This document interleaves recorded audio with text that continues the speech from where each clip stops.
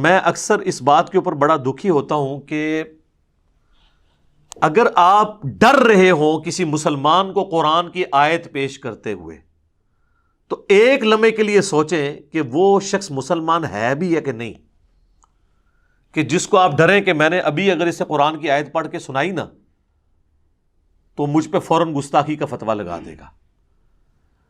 اگر کافر ہو تو پھر تو سمجھ آتی ہے، مسلمان کو اگر دوسرا مسلمان قرآن کی آیت پیش کرتے ہوئے ڈرے تو سر پھر ڈر جانا چاہیے کہ معاملہ بہت زیادہ بگڑ چکا ہے۔ میں آپ کو نمونے کے طور پہ ایک آیت پیش کر دیتا ہوں، اور آپ سے میں یہ ریکویسٹ کروں گا کہ یہ آیت کبھی بھرے مجمع میں، کبھی دوستوں کے اندر، کبھی اپنے خاندان کے لوگوں میں بیٹھ کے آپ اس آیت کو بیان کریں اور اس کا ترجمہ جس مکتب فکر کے وہ ہے نا اسی کا ہی ترجمہ پڑھ کے آپ بتا دیں، اور پھر دیکھیں آپ کے ساتھ ہوتی کیا ہے۔ حالانکہ قرآن کی آیت ہے، ترجمہ بھی ان کے اپنے علماء نے کیا ہوا ہے، خواہ احمد بریلوی صاحب کا ترجمہ اٹھا لیں، اشرفی تھانوی صاحب کا اٹھا لیں، جونا گڑھی صاحب کا اٹھا لیں، فتح محمد جلندری کا اٹھا لیں، سید فرمان علی شاہ کا اٹھا لیں، میں نے سارے فرقوں کے علماء کے نام لے دیے۔ یہ سنیں جی آیت، سورۃ الاعراف، آیت نمبر 188۔ اعوذ باللہ من الشیطان الرجیم، بسم اللہ الرحمن الرحیم۔ قل لا املک لنفسی نفعا ولا ضرا، اے نبی تم فرما دو کہ میں تو اپنی جان کے لیے بھی نہ کسی نفع کا مالک ہوں نہ کسی نقصان کا، الا ما شاء اللہ، ہاں مگر جو اللہ چاہے۔ تو اگر نبی علیہ السلام کو اپنی ذات کے حوالے سے اختیار نہیں ہے تو کسی دوسرے کو نفع دینا تو یہ بہت بڑی بات ہو جائے گی نا۔ اور ابھی یہ بات کنکلوڈ نہیں ہوئی، یہ آیت اس میں آگے چل رہی ہے۔ وَلَوْ كُنْتُ أَعْلَمُ الْغَيْبِ، اور اگر میں خود غیب جان لیتا ہوتا، جس طرح کہ ہمارے بریلویوں کا یہ عقیدہ ہے، جب ہم انہیں یہ بات کرتے ہیں تو وہ آگے سے لڑتے ہیں، نہیں نہیں ہم تو کہتے ہیں اللہ بتاتا ہے، نہیں نہیں یہ مسئلہ نہیں ہے۔ آپ یہ کہتے ہیں کہ اللہ تعالیٰ نے یک مشت سارا علم دے دیا ہوا ہے، اب نبی علیہ السلام کو اللہ کو کنسلٹ کرنے کی ضرورت نہیں، وہ خود ہی حاصل کر لیتے ہیں۔ یہ نہیں ہم کہہ رہے ہوتے کہ آپ یہ کہہ رہے ہیں کہ وہ اللہ کی مدد کے بغیر حاصل کیا، نہیں، آپ کہتے ہیں سب کچھ مل گیا۔ یقین نہ ہے تو آپ اعلیٰ حضرت کا ترجمہ پڑھ لیں، الرحمن علم القرآن خلق الانسان علمہ البیان، اس کا ترجمہ انہوں نے کیا ہے کہ اللہ تعالیٰ نے انسانیت کی جان محمد صلی اللہ علیہ وآلہ وسلم کو پیدا کیا اور ما کان و ما یکون کا علم انہیں سکھا دیا۔ ما کان و ما یکون یعنی جو کچھ تھا اور جو کچھ ہوگا سب کا علم دے دیا۔ تو اب فرق صرف رہ گیا ذاتی عطائی کا۔ ویسے تو اعلیٰ حضرت کہتے ہیں الدولۃ المکیہ کے اندر، جو انہوں نے علم الغیب کے اوپر کتاب لکھی ہے، وہ کہتے ہیں جی انبیاء اور اللہ کے علم کا تو ایسا ہی فرق ہے جیسے ایک سمندر ہو اور دوسری طرف ایک قطرہ، کوئی اگر پرندہ اپنی چونچ میں لیتا ہے تو اتنا ڈفرنس ہے، لیکن جب ڈفرنس پوچھے کہ جو اتنا بڑا ڈفرنس ہے کہیں پھر جھلکنا تو چاہیے نا۔ تو جیسے آپ یہ بات کریں کہیں گے آپ نبی کے علم کو ناپ رہے ہیں، آپ تو بڑے گستاخ ہو گئے۔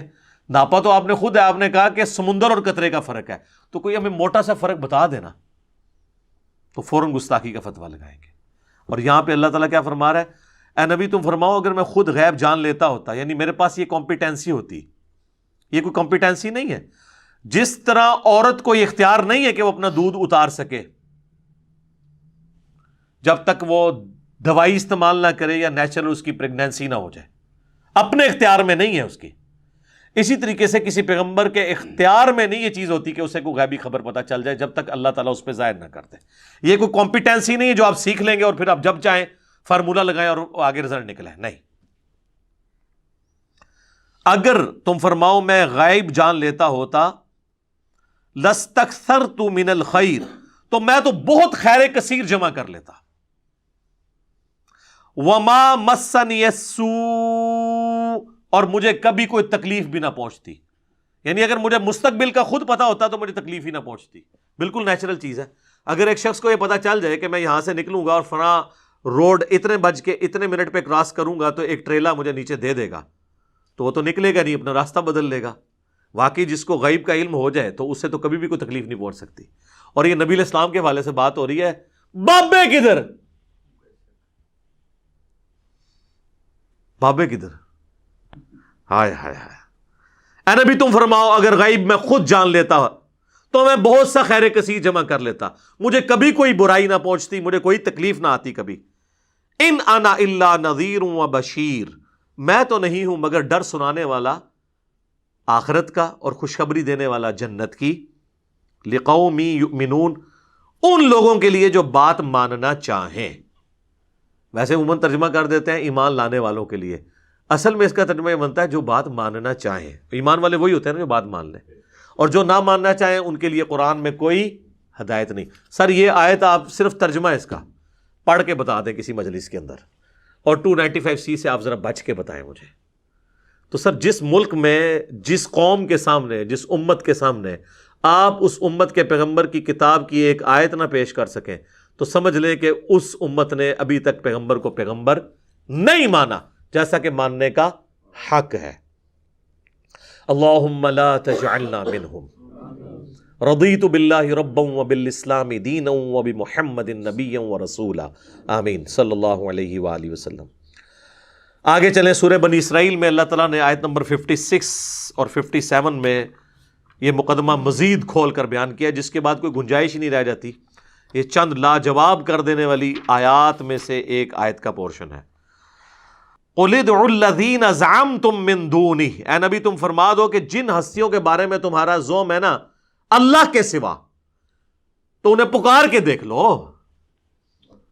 پکارو۔ فَلَا يَمْلِكُونَ كَشْفَ الضُّرِّ عَنْكُمْ وَلَا تَحْوِيلًا، نہ تو وہ کوئی تم سے تکلیف دور کر سکیں گے نہ بدل سکیں گے۔ وہ کہتے ہیں نہیں جو بندہ 11ویں دیتا ہے نا تو یا تو اس کی تکلیف دور ہو جاتی ہے یا وہ بدل کے کسی دوسرے پہ ڈال دیتے ہیں۔ حضرت صاحب پھیر دیندے نے، دشمنال پھیر دیندے نے۔ اللہ نے پھر دسیا ہے کہ نہ کوئی دور کر سکتا جائے نہ پھیر سکتا جائے۔ اولئک الذین یدعون یبتغون الی ربہم الوسیلہ، اور جن کو تم پکار رہے ہو نا مدد کے لیے وہ تو خود اپنے رب کو پکارتے ہیں۔ اب یہ بتوں کے بارے میں آیت نہیں سر، یہ اللہ کے نیک بندوں کے بارے میں ہے۔ کوئی آیت پیش کر رہا ہے بتوں کے بارے میں، دیکھو وہ تو اپنے رب کے حضور خود وسیلہ تلاش کرتے ہیں۔ وسیلہ سے مراد نیک اعمال کے، اور وہ اللہ نے ساتھ کلیئر کر دیا، ایہم اقرب، کون ان میں سے اللہ کے قریب ہو جائے، وَيَرْجُونَ رَحْمَتَهُ، اور وہ تو خود اللہ سے اس کی رحمت کے طلبگار رہتے ہیں، وَيَخَافُونَ عَذَابَهُ، اور ڈرتے رہتے ہیں اس کے عذاب سے۔ ان عذاب ربک کان محذورا، بے شک تیرے رب کا عذاب چیز ہی ایسی ہے کہ اس سے ڈرا ہی جائے۔ ہائے ہائے ہائے ہائے، اللہم اجرنا من النار۔ اچھا یہ آیت ایسی ہے کہ اس کے کانٹیکسٹ میں ایک حدیث ہے بخاری اور مسلم میں، یہ کہتے ہیں کہ ہمیں شان نزول بھی ساتھ بتایا کریں۔ سوڑ لو پھر شان نزول، اسی آیت کا شان نزول بخاری اور مسلم دونوں میں عبداللہ ابن مسعود کہتے ہیں یہ آیت ان جنات کے بارے میں نازل ہوئی تھی کہ جو جنات کلمہ پڑھ کے مسلمان ہو گئے تھے لیکن کافر جب جنگلوں میں جاتے تھے نا تو انہی جنات کی پناہ حاصل کرتے تھے۔ یعنی جب کسی جنگل میں جاتے تھے تو کہتے تھے اس جنگل پہ جس جن کی حکومت ہے نا ہم اس کی پناہ میں آتے ہیں کہ وہ ہماری مشکل کشائی کرے۔ تو اللہ تعالیٰ فرما رہا ہے وہ تو خود اللہ کے ساتھ ایمان لا کر اللہ کی طرف متوجہ ہیں، اور یہ اتنے جانور ہیں یہ لوگ، اولئک کالانعام بل ہم اضل، کہ آج تک انہی کو پکار رہے ہیں۔ اور سورہ جن میں تو آتا ہے نا کہ وہ جن گفتگو کرتے ہوئے کہتے ہیں کہ جنات کی سرکشی میں اضافہ اس لیے ہوا ہے کہ لوگوں نے ان کو مدد کے لیے پکارنا شروع کر دیا، تو ان کو بھی اپنی ویلیو پتہ لگ گئی، اور خواہ خواہ پھوڑ نیچے آ گئے۔ تو یہ آیت کے کانٹیکسٹ میں بخاری مسلم دونوں میں حدیث ہے کہ یہ ان جنات کے بارے میں ہے جو خود مسلمان ہو چکے تھے، یعنی یہ بتوں کے بارے میں نہیں ہے۔ اس میں من دون ہی بھی آ گیا، جو کہتے ہیں من دون اللہ جو ہے نا وہ بت ہوتے ہیں، من دون اللہ انبیاء بھی ہیں، پیغمبر، فرشتے، اولیاء اللہ، جنات، انسان سب ہیں جب انہیں اللہ کے مقابلے پہ کھڑا کر دیا جائے۔ جس طرح میں نے پچھلی دفعہ عیسیٰ ابن مریم کے حوالے سے بتایا تھا سورۃ المائدہ کی آیت نمبر 75 میں، انہیں بھی من دون اللہ کہا گیا، اور ساتھ کہا گیا وہ نہ تمہارے نفع کے مالک ہیں نہ نقصان کے۔ اور سر سورۃ الانعام اور سورہ یونس میں وہ آیت تھوڑے سے فرق کے ساتھ ریپیٹ ہوتی ہے، وَإِن يَمْسَسْكَ اللَّهُ بِضُرٍّ فَلَا كَاشِفَ لَهُ إِلَّا هُوَ، اگر اللہ کسی کو پکڑ لے مصیبت میں، اسے تکلیف میں ڈال دے تو اس کو پھر کوئی دور نہیں کر سکتا سوائے اس اللہ کے۔ وَإِن يَمْسَسْكَ بِخَيْرٍ، اور اگر اللہ تعالیٰ کسی کے لیے ارادہ کر لے خیر کا، فَلَا رَادَّ لِفَضْلِهِ، تو پھر اللہ کے فضل کو کوئی دور نہیں کر سکتا۔ کوئی نہیں دور کر سکتا، کسی سے کوئی چیز چھین نہیں سکتا. اور اسی کو نبی علیہ السلام نے بھی ٹرانسلیٹ کیا، جو بخاری مسلم دونوں میں حدیث ہے. نبی علیہ السلام فرض نماز کے بعد دعا مانگا کرتے تھے، اللہم لا مانع لما اعطیت ولا معطی لما منعت ولا ينفع ذا الجد منک الجد. اے اللہ، جسے تو عطا کرے اس سے کوئی چھین نہیں سکتا، جسے تو چھین لے اسے کوئی دے نہیں سکتا، اور کسی بھی شخص کو اس کا عہدہ اور منصب فائدہ نہیں دے سکتا. سیدھی سی بات ہے. صحیح مسلم میں حدیث ہے، جس کو اس کے عمل نے پیچھے چھوڑ دیا اس کا نسب اسے آگے نہیں لے کے جا سکتا. البتہ اگر کسی کا عمل درست ہے پھر نسب کا فائدہ ہوگا، پھر حسن و حسین ہی جنتی نوجوانوں کے سردار ہوں گے، اور سیدہ فاطمہ ہی جنتی عورتوں کی سردار ہوں گی، جو صحیح بخاری میں آیا، مسلم میں بھی ہے، اور جامعہ ترمذی مسند احمد میں موجود ہے. رضی اللہ عنہم اجمعین وعلیہم السلام اجمعین، آمین. اب میرے بھائیو، اللہ تعالیٰ کی کرم نوازی ہے کہ اس نے انسانیت کو بغیر پروٹوکول کے ڈائریکٹ اپنے سے مانگنے کی اجازت صرف نہیں دی ہے، بلکہ حکم دیا ہے. آپ کو پتا ہے کہ آلموسٹ 17ویں صدی عیسوی کے اندر برٹش امپائر کے اندر ایک قانون پاس ہوا تھا، اسے کہا جاتا ہے میگنا کارٹا. آپ جا کے گوگل پہ لکھیں میگنا کارٹا، یہ ان کے آئین کا ایک حصہ ہے. میگنا کارٹا کے تحت ہر شخص کو رعایا میں سے یہ حق مل گیا کہ وہ اپنے حکمران سے جا کے اپنا ایشو ڈسکس کر سکتا ہے. اس کو انہوں نے میگنا کارٹا کا نام دیا. تو ڈاکٹر سار صاحب رحمہ اللہ فرمایا کرتے تھے کہ انسانیت کا میگنا کارٹا قرآن میں آیا ہے. یہ تو صرف ان کی رعایا ہے نا، ساری انسانیت، جنوں، ان سب کے لیے میگنا کارٹا قرآن میں آیا. سورۃ البقرہ آیت نمبر 186، وَإِذَا سَأَلَكَ عِبَادِي عَنِّي فَإِنِّي قَرِيبٌ. اے نبی، جب بھی میرے بندے آپ سے میرے بارے میں پوچھے نا تو آپ فرماؤ میں تمہارے بہت قریب ہوں. اجیب الدعوۃ الداعی اذا دعان، میں ہر پکارنے والے کی پکار کو سنتا ہوں جب وہ مجھے دعا کے لیے پکارے. لیکن شرط کیا ہے؟ فَلْيَسْتَجِيبُوا لِي وَلْيُؤْمِنُوا بِي لَعَلَّهُمْ يَرْشُدُونَ.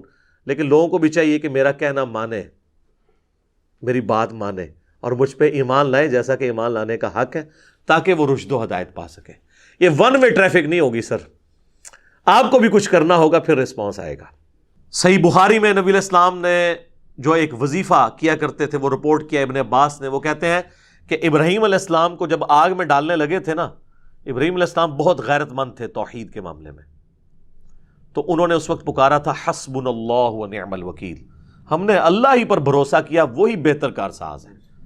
اور ابن عباس کہتے ہیں تمہارے جد امجد ابراہیم بھی یہی کہا کرتے تھے، اور تمہارے نبی پہ بھی جب مشکل وقت آتا تھا وہ بھی یہی کہتے تھے حسبنا اللہ ونعم الوکیل. سر پورے قرآن میں انبیاء کی دعائیں ہیں کہ اس میں باب بزرگ کچھ بھی نہیں ہے،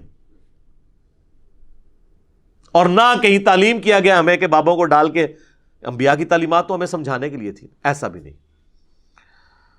جامعہ ترمذی میں ایک حدیث ہے، اس کی صحیح سند المستدرک للحاکم میں ہے اور سنن نسائی الکبریٰ میں، کہ نبی صلی اللہ علیہ وآلہ وسلم ہر مصیبت اور پریشانی میں کہا کرتے تھے یا حی یا قیوم برحمتک استغیث. اے خود سے زندہ ہر چیز کو تھامنے والے، میں تیری رحمت کے ساتھ تیری مدد کا سوال کرتا ہوں. اگر نون سے پڑھیں گے تو پھر جمع کا صیغہ ہو جائے گا، ہم سوال کرتے ہیں. نستغیث بھی درست ہے، استغیث بھی درست ہے، الحمدللہ. اور اس کو سپورٹیو وہ حدیث جو میں نے پچھلی دفعہ بیان کی تھی بخاری اور مسلم دونوں میں، کہ 70 صحابہ کو جب دھوکے سے شہید کرنے لگے تو انہوں نے کیا کہا؟ اے اللہ ہمارے نبی کو ہمارے حال کی خبر کر دینا. ہم اپنے رب سے مل رہے اس حال میں کہ ہم اپنے رب سے راضی، ہمارا رب ہم سے راضی، ہم حضور کے دین پر ثابت قدم ہیں. اے اللہ ہمارے نبی تک ہماری یہ خبر پہنچا دینا. اور بخاری کے الفاظ ہیں حضرت جبرائیل نے آ کے خبر دی. انہوں نے یہ بھی نہیں کہا کہ اے جبرائیل آپ خبر پہنچا دیں، یا رسول اللہ انظر حالنا، انہوں نے نہیں کہا. انہوں نے کہا اے اللہ آپ خبر کر دیں. تو اس سے 3 عقیدے میں نے کہا تھا کلیئر ہوئے: علم الغیب، حاضر و ناظر، اور مسئلہ استعانت یعنی غیر اللہ کو پکارنا.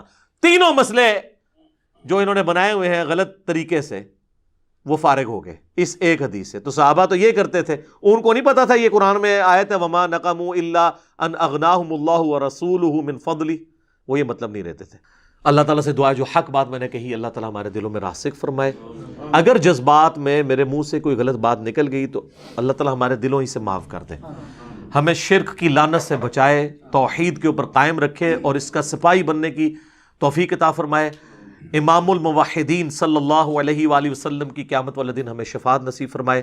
سبحانک اللہم وبحمدک، اشہد ان لا الہ الا انت، استغفرک واتوب الیک، وما علینا الا البلاغ المبین۔ جزاکم اللہ خیرا۔